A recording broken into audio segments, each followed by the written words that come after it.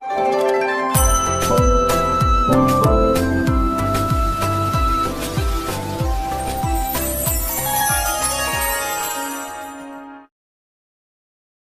जगन्नाथ मु दिवाकर दास आपण मान प्रणाम करुच्ची गोटे पर गोटे नकारात्मक संकेत मिलूँ श्रीमंदिर महाप्रभु जगन्नाथ रथ यात्रा केवे एभली अघटन घटी नाला आप कहे कौन से अघटन जमीती कि महाराणा सेवक मैंने काम बंद करवा रथ बंद होगा जो रथ विधि पूर्वक अक्षय तृतीया दिन अनुकूल हो संपूर्ण रूपे महाप्रभुंर श्रीगुंडीचा को प्रस्तुत हो रथ टणा हो जाए से रथ बंद रहा कार्य कहीं महाराणा सेवक मैंने निज दाबी जोर धरी बसिले विवाद थमिलानी भक्तबंधु तापरे प्रशासन हस्तक्षेप विवाद थमिला आउे पुणी रथ चलला रथ बंद होगा एक अशुभ संकेत सहित रथ काठरे फाट सृष्टि होगा जहाँ रथरे फाट सृष्टि अनेक को दुख देला ए वर्ष कौन हो रथ यात्रा ये कथा को जो नहीं जो कल्पना चेतना ताहा अनेक अघटन नहीं आसला ये रथ यात्रा जमीती दला चकटारे रथ यात्रा दुई जनकर मृत्यु घटवा सहित 10 रु ऊर्ध्व लोक मैंने असुस्थ हो पड़ी अनेक अवस्था संकटापन्न होती भक्तबंधु खाली से नुहे महाप्रभु श्री जगन्नाथ जो जगतर नाथ जगन्नाथ राघव दास प्रदत्त ताहिया को धारण करी जमती राजा बाहरी आसुचंती जे कि नीलकंदर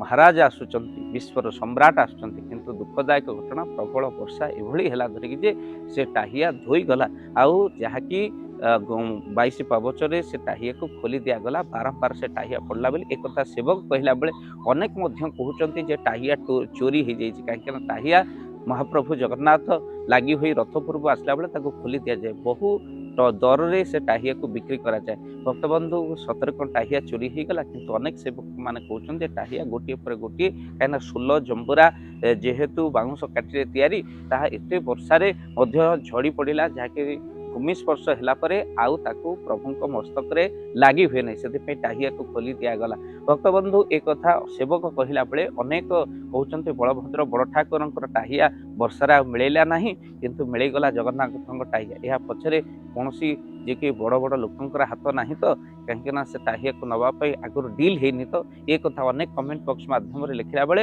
अनेक कहते महाप्रभु जगन्नाथ जे कि प्रकृत में से भक्त वत्सल जिते वर्षारे समस्ते ओदा होती निज मस्तक घर जो मैंने छता नहीं अनेक छता पानी पड़ी ओदा हो अनेक काली भिजती महाप्रभु जगन्नाथ भक्त वत्सल भक्त कांदिले से कांदती भक्त हसिले से हसती से बोध हुए महाप्रभु जगन्नाथ जेहेतु भक्त मुंड ओदा मु कहीं ये टाहिया को धारण करी तेणु प्रभु संपूर्ण रूपे खोलीदे ओदा होइकी आसिले जो भाई भाव में आप देखुं ना मस्तक टाहिया जो रथारूढ़ हेले जगन्नाथ बोध हुए इतिहास प्रथम थर महाप्रभु जगन्नाथ बिना टाहिया यात्रा करवा रथारूढ़ हवा जहाँकि अत्यधिक दुखदायक ठाकुर मलिन बदन को देखला अनेक जगन्नाथ प्रेमी दुख प्रकाश करते घटना घटीला जहाँकि दला चकटारे मृत्युवरण करते काली लोक संख्या कम थिला दला चकड़ा होइतिला भक्तबंधु यह अत्यधिक दुखदायक घटना महाप्रभु जगन्नाथ भक्त मुह सुखीगला ना टाहिया थिला ना कौन थिला किंतु जहाँ अत्यधिक दुखदायक सब आम महाप्रभु जगन्नाथ इच्छा कही कथा सारीदे हेब ना अनेक कहली टाहिया न थाई महाप्रभु तो सब सुंदर टाहिया न थाई से टाहिया प्रस्तुत होउछि कहीं महाप्रभु आहुरी सुंदर देखा महाप्रभु जगन्नाथ होउछन्ति साक्षात भगवान कृष्ण ये टाहिया नुहे ये होउछन्ति मयूर पुच्छ सदृश महाप्रभु ब्रह्म सत्य जगत मिथ्या भक्तबंधु को टाहिया जी प्रमाण दिए किंतु से जगत ब्रह्म सत्य जगत मिथ्या कहला भली आउ शक्ति कहार नथिला कहीं मस्तक आउ टाहिया नथिला ये शोभा पाउन महाप्रभु जगन्नाथ रथारूढ़ होगा समय भितर दुखदायक घटना महाप्रभु डांकु बांकु ढली पड़ी जमीती महाप्रभु अत्यधिक दुख प्रकाश करुले भक्त मैंने आज भिजुच्च तेणु सब से जगन्नाथ इच्छा कही सारिदेला मैंने यह एक नकारात्मक संकेत जे कि मस्तक जमीती मुकुट नथिबा राजा को दर्शन कले देश कौन हुए ना किसी भयंकर विपत्ति को मनुष्य अनुभव करे आगक आसुची राजा मुंडर मस्तक चलीगला आग को किसी विपत्ति बा से राज्यर पतन हुए सेमती महाप्रभु जगन्नाथ रथारूढ़ समय महाप्रभु मस्तक जो राजमुकुट आम टाहिया कहूँ से टाहिया आउ नहीं निश्चिंत भाव एक नकारात्मक संकेत जहाँकि आगक दिन मानक महाविपत्ति को आनीदेवनी तो ये निश्चिंत भाव में कष्ट आम भितर होगी कहीं आगक आसूची भयंकर विपत्ति महाप्रभु ता संकेत दौना तो एक कथा मन भितर आसूची कहीं महाप्रभु जगन्नाथ बदन एत मलिन ଏବଂ ପଡ଼ିଛି, ଯାହାକୁ ଦେଖିଲେ ଅତ୍ୟଧିକ ଦୁଃଖ ମଧ୍ୟ ଲାଗୁଛି। ଭକ୍ତବନ୍ଧୁ ବର୍ଷାରେ ଯେମିତି ସବୁ ଧୋଇ ହେଇଯାଉଛି ଏମିତି ଲାଗିଲା। ମହାପ୍ରଭୁ ଆଗକୁ ଜଳପ୍ରଳୟ ହେବନି ତ, ଆଗକୁ ଚାଷୀ ମୁଣ୍ଡରେ ହାତ ଦେବନି ତ, ମାଳିକା ସତ ହେବନି ତ, ଆଗକୁ ପୁଣି ଏପଟେ ମଧ୍ୟ ଭୟଙ୍କର ସମୁଦ୍ର ମଧ୍ୟ ଆମ ଜଗତସିଂହପୁର ମାଟିରେ 500 ମିଟର ଆଗକୁ ମାଡ଼ି ଆସିଲାଣି। ଘର ଦ୍ୱାର ଭାଙ୍ଗି ଦେବାର ପରିସ୍ଥିତି ଯେଉଁଭଳି ଭାବରେ ଘର ଛାଡ଼ିକି ଲୋକ ଆସିଲେଣି, ସମୁଦ୍ର ମାଡ଼ି ଆସିଲାଣି। ଭକ୍ତବନ୍ଧୁ ମାଳିକାରେ ମହାପୁରୁଷ ଯାହା ଲିଖିଥିଲେ ତାହା ମଧ୍ୟ ସତ୍ୟ ହୋଇ ଚାଲିଛି। ଭକ୍ତବନ୍ଧୁ ଏହି କଥାକୁ ଦେଖିଲା ପରେ ସମସ୍ତେ ଟିକେ ଜଗନ୍ନାଥଙ୍କ ପାଖରେ ନିହାତି ଆମେ ପ୍ରାର୍ଥନା କରିବା, ହେ ମଣିମା, ଯାହା ଆମର ଅପରାଧ ହେଇଛି ଆପଣ କ୍ଷମା କରିଦିଅନ୍ତୁ ମହାପ୍ରଭୁ, ଆଉ ରାଗନ୍ତୁନି, ଆଉ କ୍ରୋଧ କରନ୍ତୁନି ମହାପ୍ରଭୁ, ଆପଣଙ୍କ କ୍ରୋଧରେ ବିଶ୍ୱରେ ପ୍ରଳୟ ହେଇଯିବ। ତ ସେଥିପାଇଁ ଆମେ ସମସ୍ତେ ଜଗନ୍ନାଥଙ୍କ ପାଖରେ କ୍ଷମା ପ୍ରାର୍ଥନା କରିବା, ହେ ମହାପ୍ରଭୁ, ଆମ ଦୋଷକୁ ଆପଣ ବା ସେବକମାନଙ୍କର ଦୋଷ ଯାହାର ବି ଦୋଷ ହେଇଥାଉ ପ୍ରଭୁ ଆପଣ କ୍ଷମା କରି ମହାପ୍ରଭୁ ଆପଣ ଜଗତକୁ ରକ୍ଷା କରନ୍ତୁ। ଜଗତକୁ ରକ୍ଷା କରିବା ଦାୟିତ୍ୱ ଜଗନ୍ନାଥଙ୍କର, ସୃଷ୍ଟି ଯାହାର ଦୃଷ୍ଟି ତାହାର। ମହାପ୍ରଭୁ ବିଶ୍ୱକୁ ରକ୍ଷା କରନ୍ତୁ, ବିଶ୍ୱରୁ ପ୍ରଳୟରୁ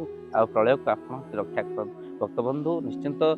ଏ ଭିଡ଼ିଓକୁ ସେୟାର କରିବା, ଯାହା ପାଖରେ ଏ ଭିଡ଼ିଓ ପହଞ୍ଚୁଛି ଟିକେ ତ ପ୍ରାର୍ଥନା ଜଗନ୍ନାଥଙ୍କୁ କରନ୍ତୁ, ନିଜର କ୍ଷମା ପ୍ରାର୍ଥନା କରନ୍ତୁ। ହେ ମହାପ୍ରଭୁ, ଆମେ କ୍ଷମା କାନ ଧରୁଛୁ, ଆମର ଭୁଲ ହେଇଛି, ଆମର ଅପରାଧ ହେଇଛି, ଆପଣ କ୍ଷମା କରନ୍ତୁ ମହାପ୍ରଭୁ। ଏତିକି କ୍ଷମା ପ୍ରାର୍ଥନା ଜଗନ୍ନାଥଙ୍କ ପାଖରେ କରନ୍ତୁ। ବର୍ଷକୁ ଥରେ ଏମିତି ରଥକୁ ଆସନ୍ତୁ ମହାପ୍ରଭୁ, କିନ୍ତୁ ହସ ହସ ବଦନ ଥାଉ ମହାପ୍ରଭୁ, ଆପଣଙ୍କ ମସ୍ତକରେ ଟାହିଆ ଥାଉ, ଆପଣ ସେମିତି ଆନନ୍ଦ ହେଉଥାନ୍ତୁ। ମୋ ଚୁଲି ଚାଳ ପଛେ ନଥାଉ, କିନ୍ତୁ ଆପଣ ସେମିତି ମହାପ୍ରଭୁ ଆନନ୍ଦ ହେଇଥାନ୍ତୁ। କାହିଁକି ନା ଏ ଜାତିର ନାମ ଜଗନ୍ନାଥ, ଓଡ଼ିଆର ଜାତକର ନାମ ଜଗନ୍ନାଥ। ଜଗନ୍ନାଥଙ୍କ ବିନା କିଛି ହୁଏ ନାହିଁ ବୋଲି ଆମେମାନେ ସମସ୍ତେ ଜାଣିଛୁ। ସେଥିପାଇଁ ତ ସର୍ବମଙ୍ଗଳ ଜଗନ୍ନାଥ। ଜୟ ଜଗନ୍ନାଥ। ଜୟ ଜଗନ୍ନାଥ। ଧନ ଅର୍ଜନେ ଧର୍ମ କରି ଧର୍ମେ ପ୍ରାପତ ନରହରି। ଆପଣଙ୍କ ଉପାର୍ଜିତ ଧନକୁ ଯଦି ଧର୍ମ କାର୍ଯ୍ୟରେ ଲଗାଇବା ପାଇଁ ଚାହୁଁଛନ୍ତି, କିଛି ଅସହାୟ ଅସୁସ୍ଥ ବ୍ୟକ୍ତି ପାଖରେ ଆମେ ପ୍ରତିଦିନ ପହଞ୍ଚୁ ଆଉ କିଛି ସହଯୋଗ କରୁ। ଯଦି ଆପଣଙ୍କର ସେ ଗୁଣ୍ଡୁଚି ମୂଷା ଭଳି ଦାନ ସେଇ କାର୍ଯ୍ୟରେ ଲାଗିବା ପାଇଁ ଚାହୁଁଛନ୍ତି, ସ୍କ୍ରିନରେ ଚାଲିଥିବା ଏ ନମ୍ବରରେ ଏବେ କଲ୍ କରନ୍ତୁ, ଆମେ ଦେବୁ ଆପଣଙ୍କୁ ଫୋନ୍ ପେ ନମ୍ବର। ଆପଣଙ୍କର ଯେତିକି ସମର୍ଥ ରହିଛି ବା ସାମର୍ଥ୍ୟ ଅନୁସାରେ ଆପଣ ପ୍ରଦାନ କରିବେ ଆପଣଙ୍କର ଅର୍ଥ ରାଶି। ଏବେ ଆପଣ ଜାଣିକି ଆନନ୍ଦିତ ହେବେ,